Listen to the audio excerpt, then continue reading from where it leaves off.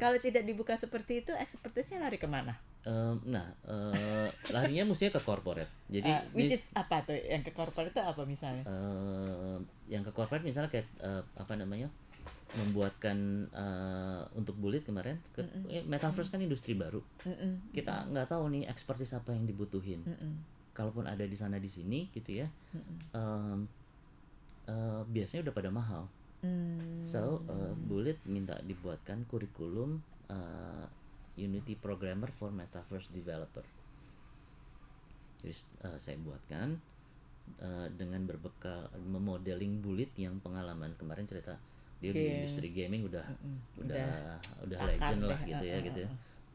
Dan bagaimana dia memandang ke depannya seperti apa itu saya modeling expertise-nya dia, terus saya jadiin sebuah rangkaian interaksi terhadap tadi playlist yang mau dipelajari dan cara ngukurnya.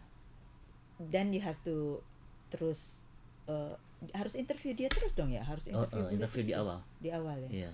Ya, karena kan saya udah terbiasa ya. Apalagi saya berteman sama Bullet juga cukup lama. Jadi ideasnya dia saya udah paham gitu ya. Jadi waktu itu 3 hari aja menginterviewnya gitu ya. Akhirnya ketemu. Dan Bullet sendiri surprise dari 18 itu setelah ke 10 itu muridnya ya mereka bisa belajar sendiri dan Bullet lihat amazed ya. Amazed gitu. Nah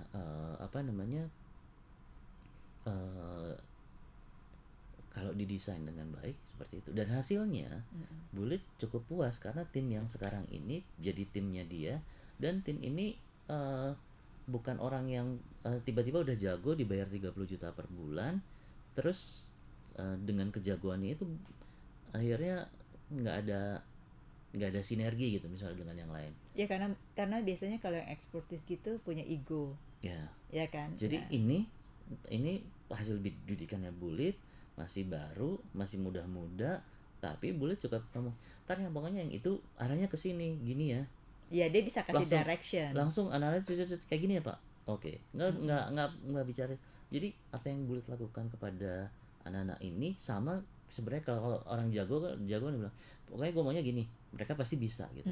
Tapi karena satu harganya udah lebih mahal, ego dan idealismenya juga udah mesti disatuin gitu ya. Jadi akhirnya ini opsi yang menarik buat corporate yang ingin menghasilkan tenaga ahli yang sesuai seperti yang mereka ini. Tapi is across the board ya, nggak yang khusus misalnya untuk gamers atau untuk digital atau untuk metaverse. Sepanjang pengalaman saya sudah pernah membuat kurikulum untuk pengobatan tradisional sampai metaverse.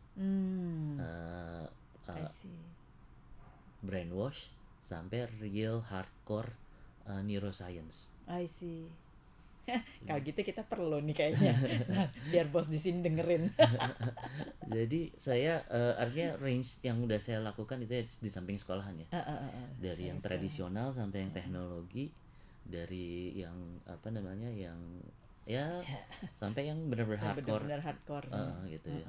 Hardcore riset mau diajarin hasil risetnya itu saya pernah buatkan kurikulum. Nah, komunitas yang kamu seperti kalian itu banyak nggak sih? Nggak banyak. Jadi kebanyakan adalah para pengelola homeschooling.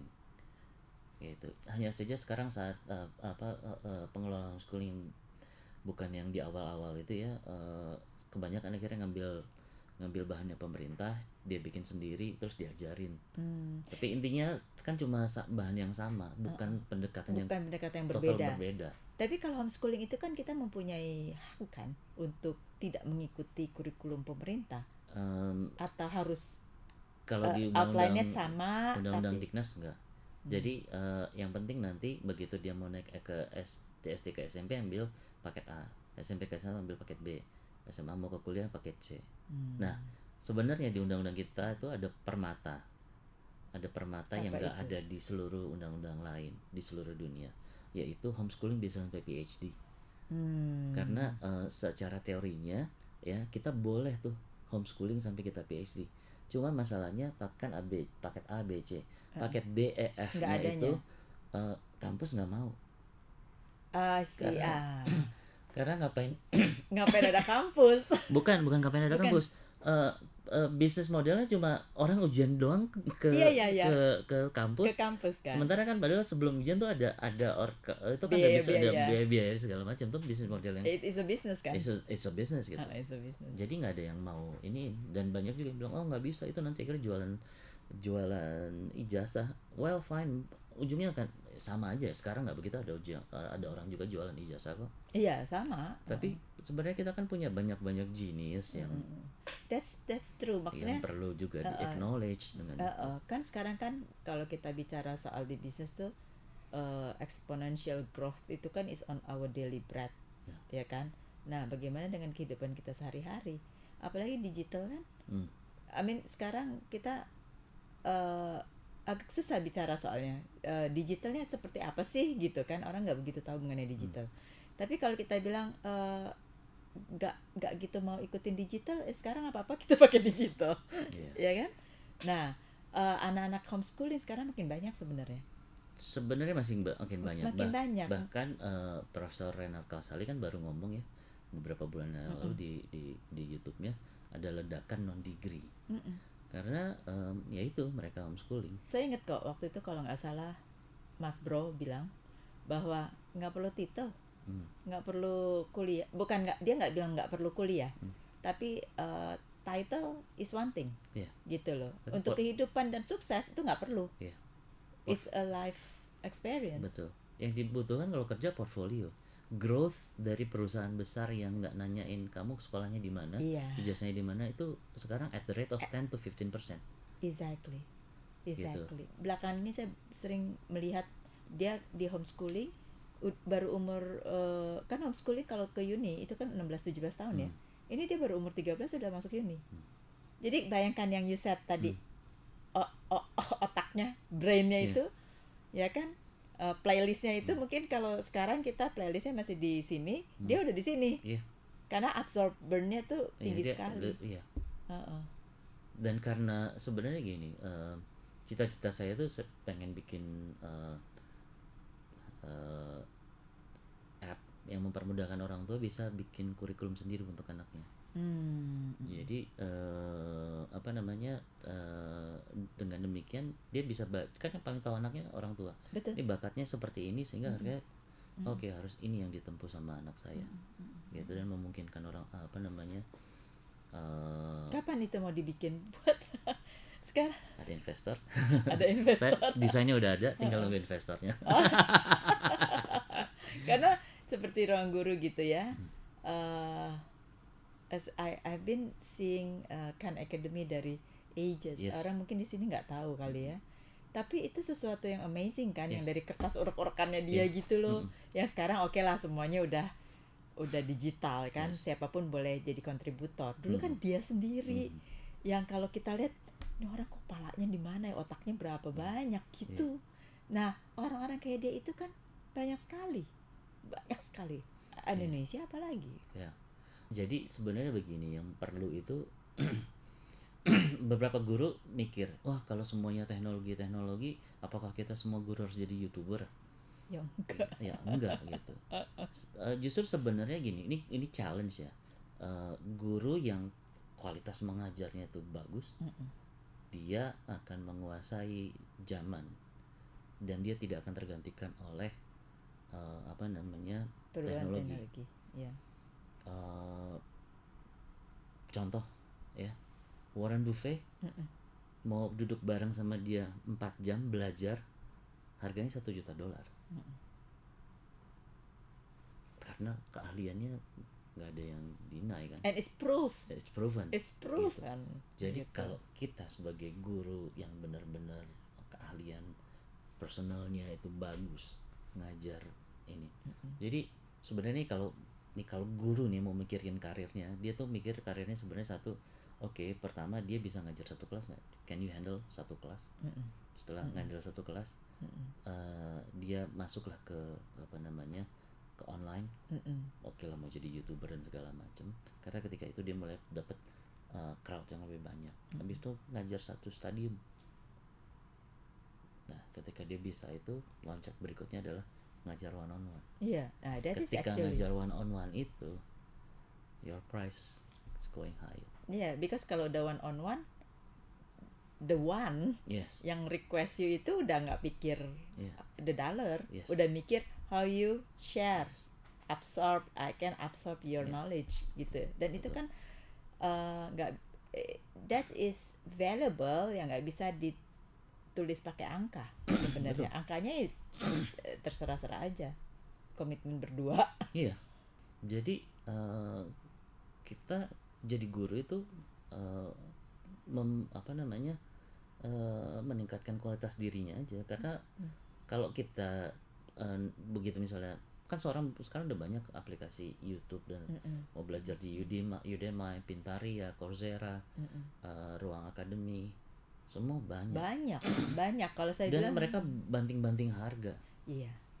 Artinya justru menjadi guru online itu bukan source of income yang bagus gitu. Akhirnya malah buang quality karena cuma. But I always believe ya, kualitas itu nomor satu.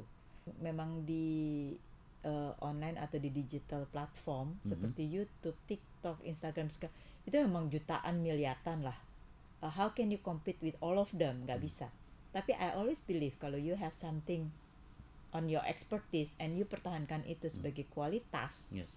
ya tanpa ada pressure-nya itu adalah harus ada uang nih, harus ada income nih. Itu I think it's going to be one day itu akan explode gitu ya. Tapi kalau ada satu pressure memang yang akhirnya memang ini harus dijadikan income yang saya harus generate revenue, itu akan membuat kita bias, either kita korbankan kualitas and follow the crowd, atau kita tetap di sini duit nggak ada duitnya gitu kan, ya kan. Jadi is your choice actually ya. Ya, sebenarnya gini, untuk orang-orang yang idealis itu perlu perlu mikirnya gini nih. Ada teori fisika namanya quantum entanglement. Jadi ketika satu atom itu sebenarnya dia ada atom di tempat lain itu yang dia saling terhubung. Apapun yang terjadi di sini, dia ini juga bergerak gitu ya. Jadi ketika kita berbuat kebaikan untuk orang banyak di sini, sebenarnya ini bergerak juga. Jadi ini yang akhirnya entah dari mana itu akan menghasilkan rezeki gitu untuk kita. Jadi emang nggak hanya butuh passion tapi juga endurance. Iya, Dan meyakinkan keluarga bahwa what we are doing here is something going to be something bermanfaat. Masa sih sesuatu yang bermanfaat buat orang banyak nggak bisa menghasilkan uang buat kita untuk hidup? Iya, betul. Gitu. Contoh itu nggak mungkin gitu. Jadi fokus aja dulu di situ, develop ini. Nanti atom yang lain bergerak juga sama. Benar. Konsisten lah. I believe memang pendidikan itu education is number one. Education number one. I'm not talking about formal dan informal ya. Tapi belajar itu memang satu keharusan.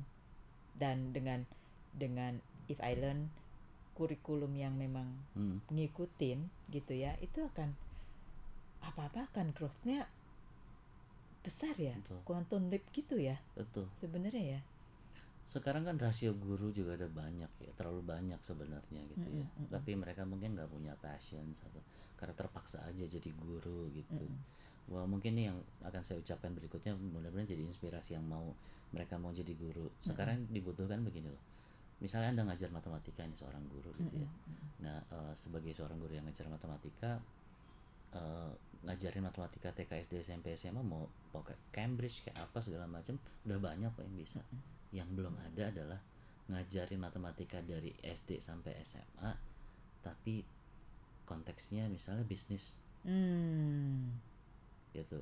Jadi kalau konteksnya bisnis, ngajarinnya misalnya 1 tambah 1 sama dengan 2, bukan 1 tambah 1 tapi misalnya ini anak bisnisnya pengen bikin kue gitu ya. Ya, 1 kue tambah 1 kue sama dengan 2 kue misalnya kayak gitu. Sampai ke atasnya gitu. Misal ketika belajar integral dan segala macam gitu ya, atau belajar statistiknya konteksnya adalah bisnis kuehnya dia gimana, dia baca statistik itu. Atau kalau seorang mau jadi atlet, ketika belajar statistik, yang dipelajari adalah bagaimana cara baca statistik lawannya, prestasi lawannya, statistik saya gitu. Kayak gitu. Nah itu belum ada orang yang mau kayak begitu. Tapi apakah akan ada? Kenapa? Karena nggak interested atau? Saya di sini saya menggunakan kesempatan supaya orang dengar. Supaya ada. Supaya ada. Karena sekarang is free ya, freedom, terbuka semuanya. Kalau bagi saya ya, secara this is what I think gitu, freedom banget, bebas, orang mau melakukan apapun terserah gitu loh. Sampai sekolah pun nggak perlu titel. Sekarang kan orang, kalau saya ingat dulu saya waktu kerja misalnya, atau masuk ke organisasi, pasti yang dibilang pendidikannya apa, I hate it. Karena apa? I always believe gitu loh, kemampuan pendidikan itu penting ya. Ya saya nggak bilang enggak gitu lah, tapi jangan mengukur orang tertentu dengan titelnya. Gitu loh, walaupun dia mempunyai titel 7 berendeng ke belakang, tapi at the end of the day dalam kehidupan life di ruang sana itu nggak bisa dia bisa di ruangan 3x4 yang jadi penelitian. Itu kan is totally different. Jadi konteks yang mana yang kita mesti ini ya. Benar, bukannya I hate it, kenapa sih, cuman waktu Mas Bro bilang begitu, I said yes, makanya wah this is it gitu loh. Di situ langsung terbuka opportunity yang tadi, homeschooling misalnya, ya kan, apalagi sekarang bertambah dengan you can make curriculum yang adjusted. Saya punya teman yang menginspirasi saya, almarhum Lukman Niode, peraih emas renang waktu zamannya. Pokoknya kalau dia bertanding di Indonesia dan di ASEAN gitu ya, udah pasti dia habisin sikat emasnya itu. Dan dia he was an Olympian, tapi COVID kemarin beliau meninggal karena COVID. Jadi waktu itu dia cerita begini, saya dari kecil itu habis sholat subuh langsung masuk kolam renang. Terus sekitar jam 6 selesai mandi, makan, berangkat sekolah.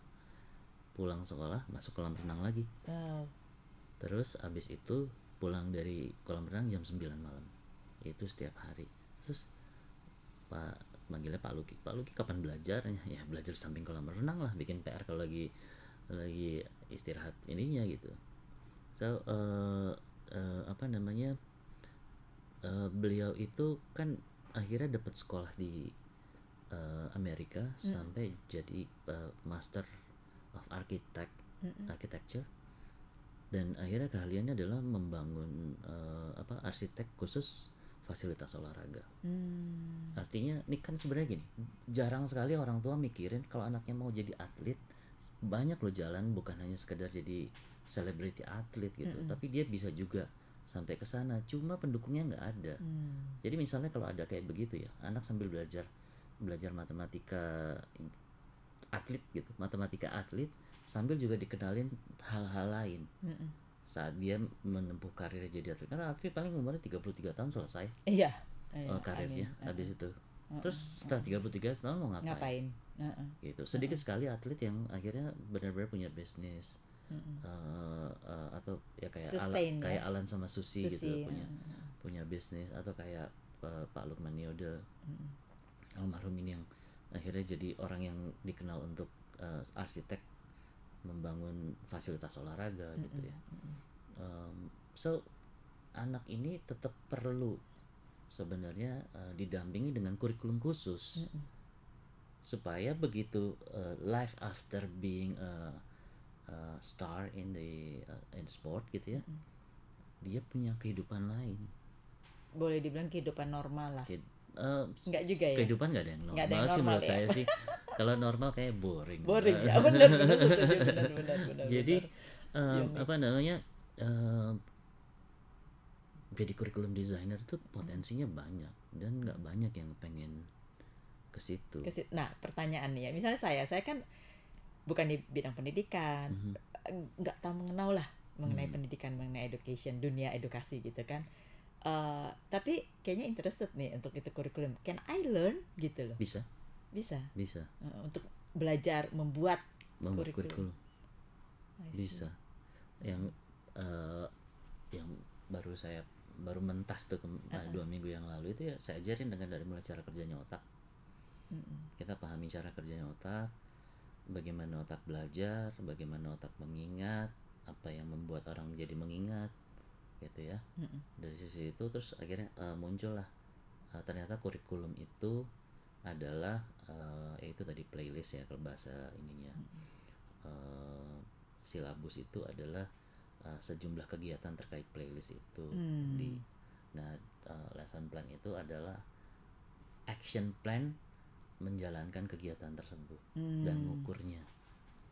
Jadi ya itu kalau kita di bisnis timeline-nya nggak kebablasan gitu. Nah itu terus jadi dengan demikian mereka akhirnya tahu kalau kayak gini. Sekarang misalnya ada klien saya pengen punya sekolah yang kelebihannya di bidang olahraga. Oke, kita bisa desainin kurikulum seperti itu. Kita mau jadi sekolah SD dan sampai SMA yang punya kelebihan di bidang arts misalnya. Kita bisa desainin seperti itu. Jadi dengan cara berpikir itu. Oh, this is very interesting. Custom made. Nah, how long if me, for example, I really interested mau belajar gitu. How long that I can do kayak gitu? Oh, mau belajar itu? Mau belajar itu. Kan bisa tadi kan jawabnya bisa kan. Ya. Jadi ini you look at me yang nggak tahu apa-apa loh ya sama sekali. Ini course yang saya desain itu mungkin sekitar 4 kali 5 kali pertemuan ya. Dan 1 kali pertemuannya berapa? 1 kali pertemuan sehari. Iya, yang pertama kemarin itu saya perkenalkan dengan basic teori, terms-termsnya. Berikutnya mulai ada formnya, jadi bisa dibantu karena ada formnya gitu ya. Jadi mempermudah gitu. Nanti habis itu teknik mengajarnya, terus sampai akhirnya ada case mau bikin sekolah seperti apa. Nah, seberapa lama sekolah yang mengimplementasikan kurikulum baru untuk bisa berhasil, hasilnya sebenarnya semua tergantung sekolahnya. Tapi kalau kasus klien saya klien saya ada SMA Negeri Unggulan Muhammad Husni Tamrin di Jakarta Timur. Kebetulan dekat rumah saya tuh. Jadi dan ada IPH School yang di Surabaya waktu itu ya. Pemiliknya bilang kami selama ini sudah terkenal dengan prestasi di bidang basket.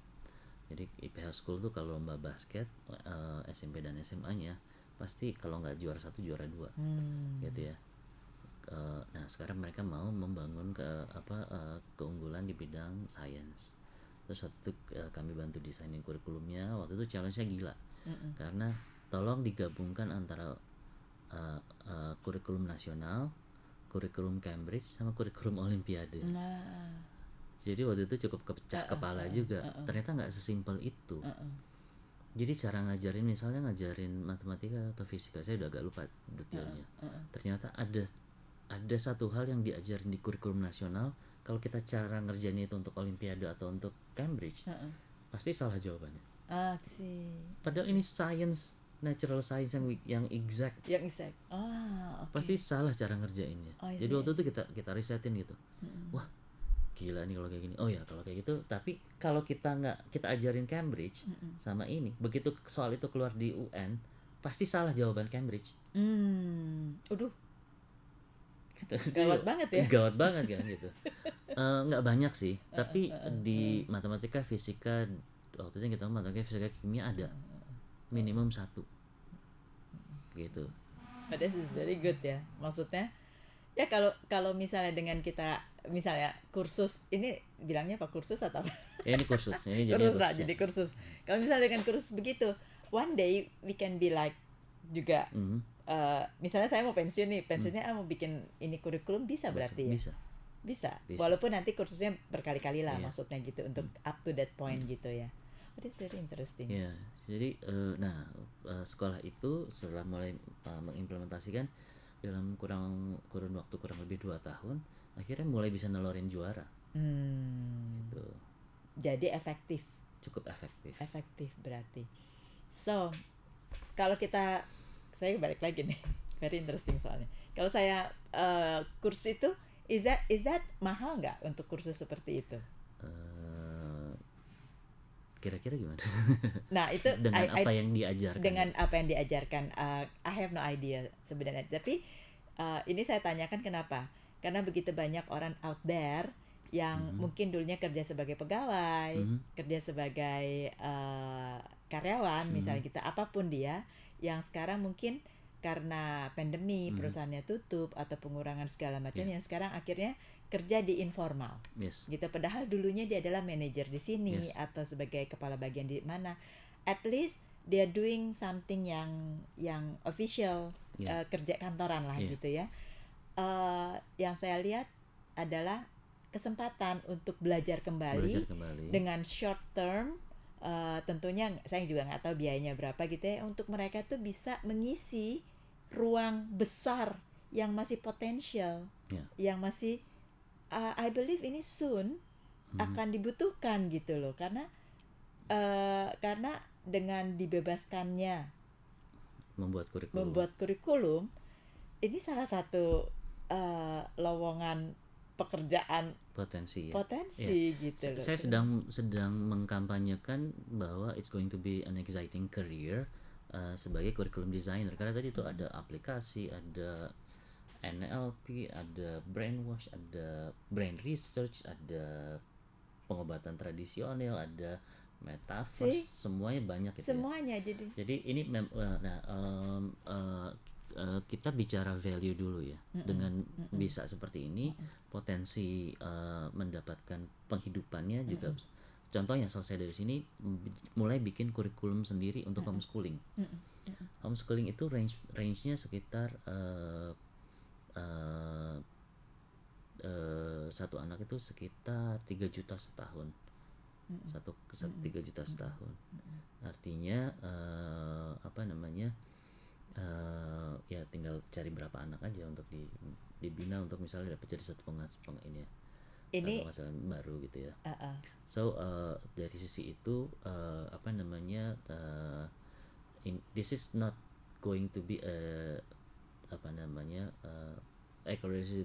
this is going to be a very expensive courses. Tapi bukan itu. Saya sebenarnya lagi ngumpulin komunitas. So kalau mau bergabung misalnya dengan saya, yuk kita jadi orang-orang yang menggaungkan bahwa ini curriculum development ini yang nggak banyak diajarin di sekolah, di kampus gitu ya. Terus saya kebetulan punya metodenya buat ngajarin itu.